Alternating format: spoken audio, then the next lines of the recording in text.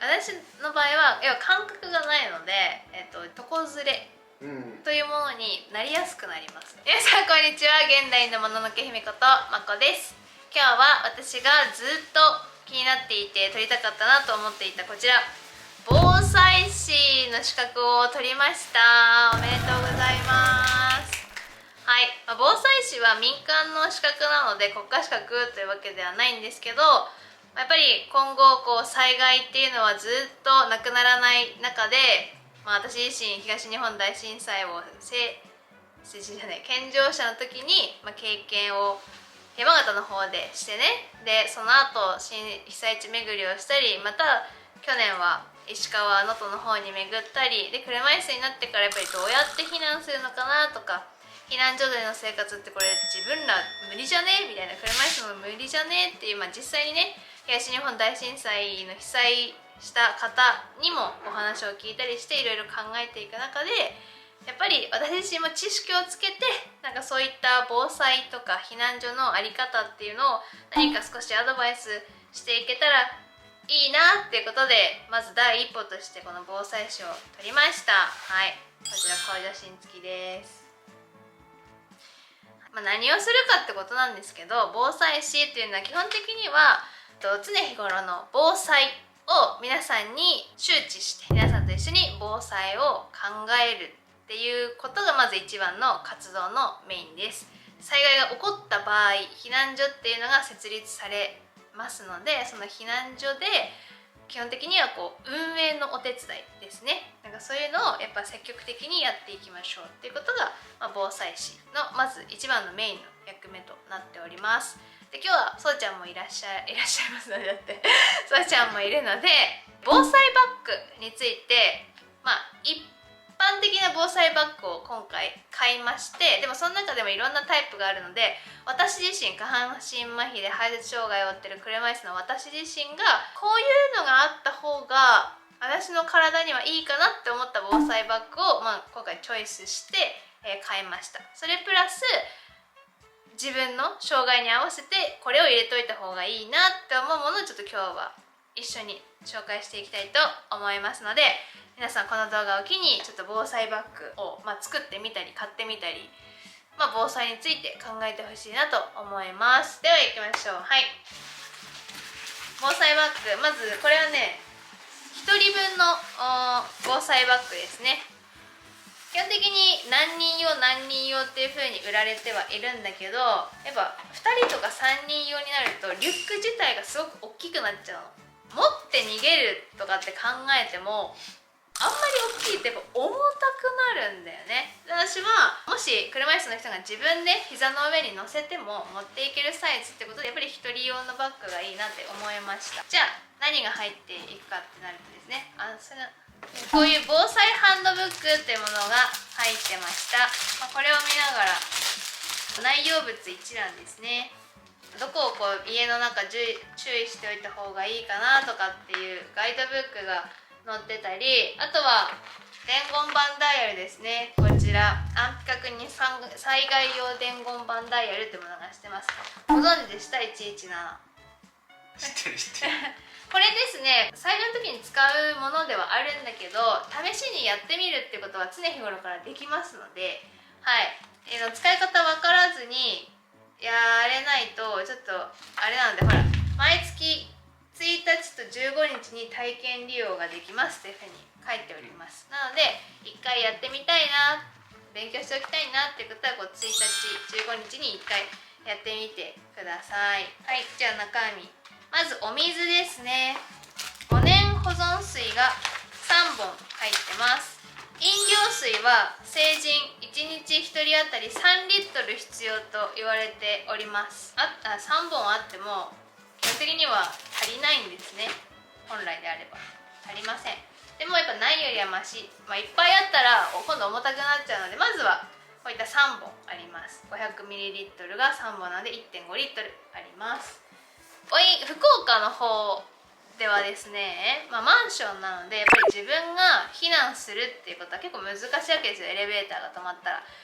山形の方では一軒家なので、最悪助けに来やすいというか、家族もいるし助けに来てもらいやすい、自分でもエレベーターを使わずに避難できる、で車もあるっていう状況なんだけど、福岡はもう自分の家にいた方がいいっていう場合もあるんです、避難せずに。そういった時のためにやっぱりこういった保存水っていうのは必要だし、私は家にウォーターサーバーを置いてます。でこのウォーターサーバーに関しても別に電気が通らなくなった、水が通らなくなった、でもウォーターサーバーの水がありますっていうことがまた一つ防災につながるんです。だから水道水から引くウォーターサーバーっていうのもあるんだけど、私はそれよりも防災に関してだとやっぱタンク式のものがあった方が、いざとなった時に別に電源が入らなくても直にこのボトルを開けて飲んだりっていうのができるのでおすすめだなと思ってます。次、アルファ米3個。食べたことないんですよ。私あります？そうちゃん、アルファ米。ないです。ないですよね。アルファ米って何ですかっていうと、お湯または水を注ぐだけで、もうこのままご飯が食べれちゃうよっていうやつです。熱湯だと15分、水だと60分でできるそうです。でこれが3食入ってます。で賞味期限は2031年3月。すごい、5年持ちますね。これを食べてみるっていうのも大事なんで、こういうのもいいかなと思います。でこれはやっぱり入ってるやつ入ってないバージョンがあるの。防災のものだけのパターンと食べ物入りとかっていうのがあるので、私はやっぱ食べ物入りを選びました。次、非常用スイーツ。やっぱり甘いもの食べたくなりますよねっていうね。避難所生活とかおにぎりとかお味噌汁とか、菓子パンなんていうのもあるかもしれないですけど、心をちょっと癒したい、甘いもの食べたいな、ちょっとストレスあるな、そんな時にやっぱりこちら羊羹です。食べて満足みたいな感じしますよね。しかも井村屋の羊羹ですよ、有名な。次、ランタンです。キャンプ。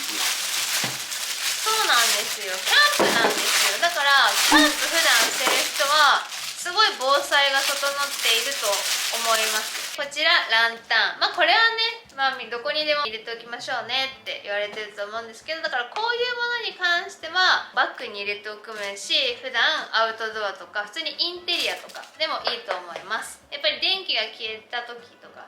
枕元とかに電気を置いておくとかっていうのがすごく大切だと思いますので、いいんですが、ただこんなねデザインのライトないよとかっていう方におすすめなのがこちらですね。ペンライトです。ペンライトもこれは防災用具の一つだと私は思っています。こちらセクシーゾーンのペンライトなんですけど、スイッチ入れたらほら光りますね。今推し活が流行ってる中でやっぱペンライト持ってる方たくさんいらっしゃると思うんですよ。だからこれはとってもある意味いい防災グッズになると思います。で例えば赤面からがあるので、赤だったらちょっと緊急知らせますみたいな感じで、青だったらちょっと今寝てますみたいなそういうのでいいと思うので、ペンライトも防災に役立つんですよっていうのをちょっと知っておいてください。次、ラジオです。やっぱり一番大事な情報を得るっていうことですね。こうやって巻き式とか LED 式とかっていうのがあるので、それでも別にいいかなと思いますが、これはちっちゃいので携帯しやすい。こういうのだと巻き式だとちょっと大きめのやつがあったりするのでね。でこれも LED ライト付きです。電池も一緒にでもセットで入ってきてます。電池忘れたっていう人のためにもちゃんと防災バッグのセットには単3単4が書いてあって、すごいですね。4と3ってすごいしっかり書いてあるやつ初めて見たんだけど、こんなに暗闇でも見えない人でも分かりやすいみたいな感じなんですが、次、モバジュです。モバジュ、電池式のモバジュ。こちら電池式のモバジュです。やっぱ今のご時世ね、携帯電話スマホは絶対に欠かせませんので、モバイル充電器、これに関しては皆さん常日頃持っていると思いますが、こういうのも入ってましたよってことですね。次、給水袋です。これは緊急用給水袋。これ何に使うか知ってますか？これは、給水車が来る時の袋。そうですね。家にいたらね、バケツとか鍋とかポリタンクとかあると思うんですけど、やっぱいざという時そういうのないよみたいな、ポリタンクなんかもないよみたいな人とかもいると思いますので、これ袋だったら小さくコンパクトにして持ち歩きができますんで、こういうの、はい、使ってくださいってことですね、でこれなんですよ、私が大事だなって思ったのはエアーベッドです。こちら簡易エアーベッドになります。これもなんかキャンプしてる人とかだったら持ってそうな感じだけど、こんなにちっちゃくなるんだっていうね。なりますでもこのエアーベッドが入っている防災バッグと入ってない防災バッグがあります。私はやっぱり入ってたらいいなって思ったのは何だと思いますか？まこちゃんがってこと？そうです。私としてはなおさらだけども、やっぱり入ってた方がいいなというふうに俺は思ってます。避難所の生活ってどういう生活か知ってる？体育館？ザ・地べたってことですかね。それザ・地べたのとこも見たことあるし、あとは、だからその毛布とかなんかで寝てる、ブルーシートとか、そうなった場合でどうなりますか？お敷いた。私はお敷いた。私の場合は要は感覚がないので、褥瘡というものに、床ずれというものになりやすくなります。私たち下半身麻痺の人たちは硬いものの上に寝るとよりそういう現象が起きやすいので、だから普段車椅子のクッションとかも低反発というかザーツが分散してくれるものであったり、マットレスも体圧分散してくれてるものに寝ているんですけど、だからさっき言ったように避難所の場合はザ・雑魚寝で、多分一番初めの時の方はなんか段ボール1枚引いたり、長期になってくるとちょっと段ボールベッドみたいなものが多分支給されてくるんだけど、それでもうちだとしてやっぱり硬いわけだから、せめてもう1個クッション欲しいなっていうのでエアーベッドがあった方がいいし、仮に車中泊になったとしてもやっぱりこういうのがあった方がより体のためにはいい。皆さんにも板の上で寝るよりだったらエアベッドがあった方がいいし、あと冬だったらこの断熱とかあるので床のこの寒さっていうのが若干軽減できるよっていうので、エアベッドが入ってる防災バッグ、または入ってなかったとしても単品で皆さん買う、防災用でもいいしキャンプ用でもいいしっていうのを絶対私は入れといた方がいいなと思ってます。おい的には、寝袋の方が使えると思う。寝袋は柔らかさがない。寝袋って別にこのエアベッドもそうだけど、寝袋の上に寝ればふわふわじゃん。確かにだからこれプラス寝袋があったら理想ですね。理想ですけど、でもかさばるか。そうです。エアベッドの方がちっちゃいかも。1個のバッグに入れておく、あったらよりいいんだけど、最低限どっちかって考えた時にやっぱりエアベッドだと思います。負けました。はい、次雨具ですね。はい、レインコート。これに関しては、何かあった時に雨降ったりとかそういうの時に、あった方がいいし、あとはやっぱり風をしのいでくれるものなので、別に雨が降ってなかったとしてもこれを着た時に暖をもう一個一つ取れるというものになります、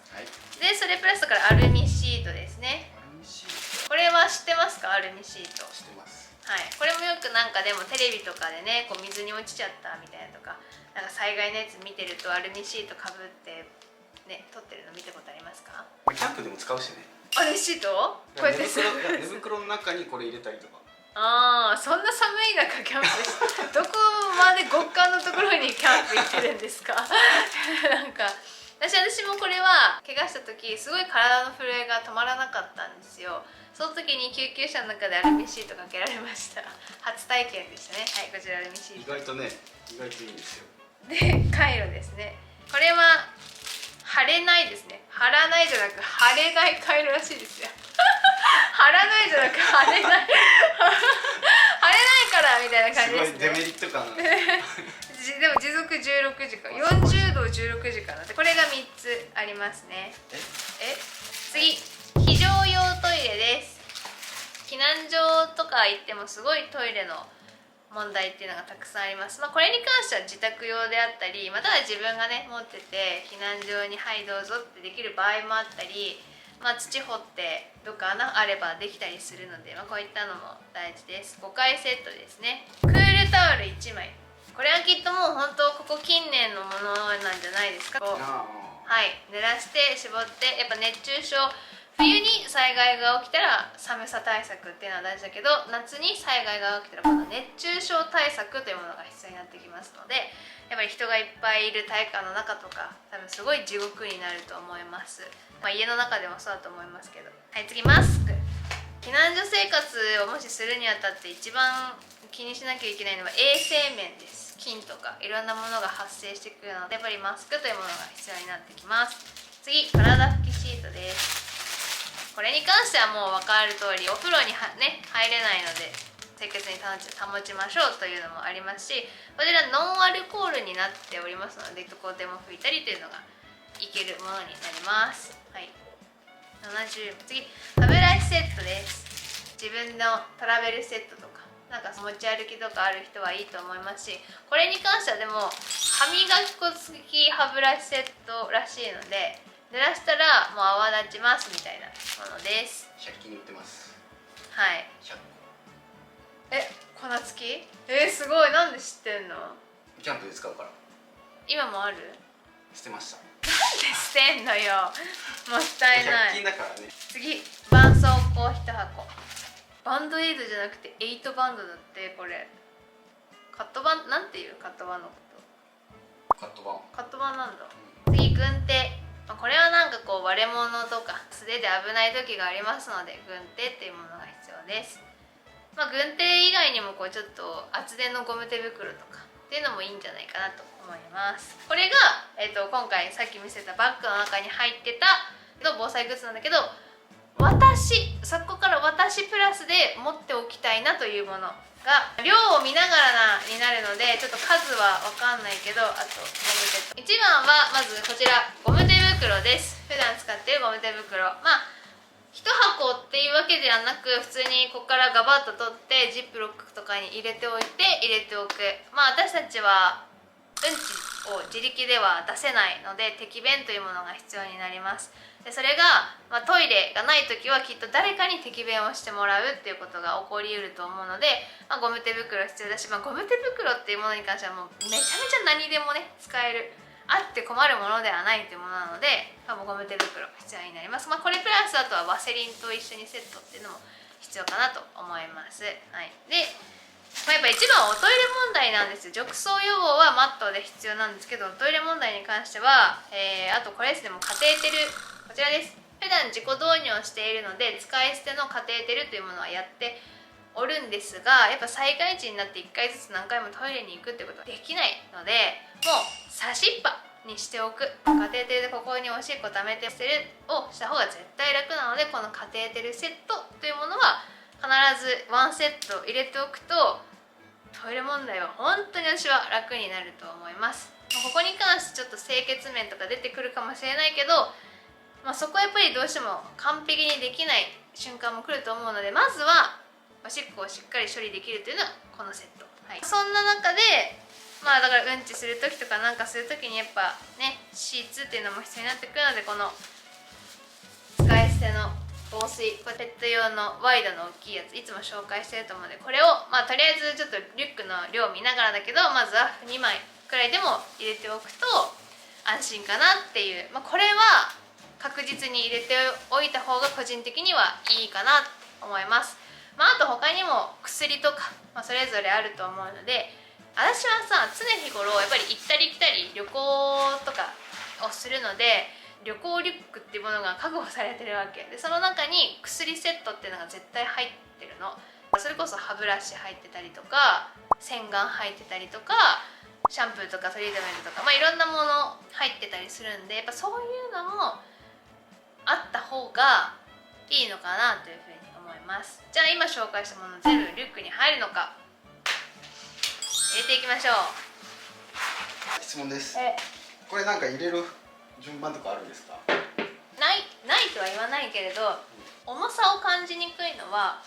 下に重いのでしょう。逆ですね。上に重いのですよ。でもなんかバランス的にどうなんですか？水ってやっぱ下じゃん。例えば仮にね、ペットボトルが半分空いてます、でこうぶつけた衝撃でこう水がジああャーって下にね。で全部ダメになるよりかは下に水を入れるべきと思ったんですよ。まあまあどうぞどうぞ。ゴミ袋みたいなね、なんかジップロック袋とかなんかそういうのもあるといいかなと思います。なんかあれやこれやを入れると本当に重たくなっちゃうから、それはそれでダメなんだけど、でも持てる範囲内だったら自分のこう全部今あったものを入れてみて、まだ持てるなとかっていう範囲内だったら私は別にリュックに入れてもいいのかなと思います。まああって損はない、困るものではないと思うので、これではいまず入りました。全然余裕ですね。これでさっき紹介したものが入って、なおかつ3分の2埋まったくらいだよね。なので全然余裕です。こんくらい余ってるし、3.5 3.5くらいの重さになりました。これだったら、しょうっていうか普通に膝の上に置いていけるし、後ろに引っ掛けても全然大丈夫な感じなので、これを機に皆さんぜひ防災考えてみて、皆さんで防災リュック作ってみてください。この動画がためになったなと思っていただけたのであれば、ぜひいいねボタンと、あとはチャンネル登録をよろしくお願いします。では本日も最後までご視聴ありがとうございました。